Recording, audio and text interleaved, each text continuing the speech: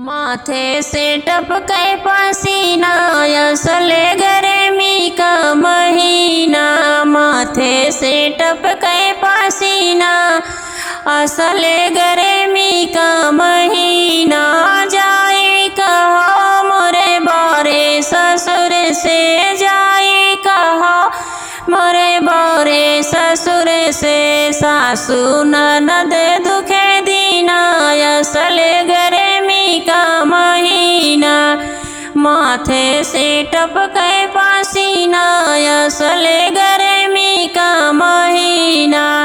जाए कहा मोरे बारे जेठ से, जाए कहा मोरे बारे जेठ से।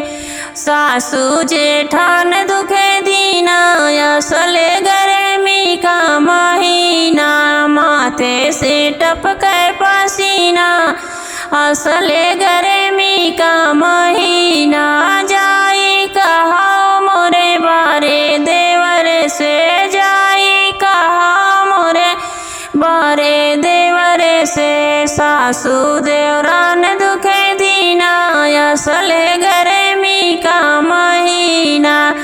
माथे से टपके पसीना असले गर्मी का महीना।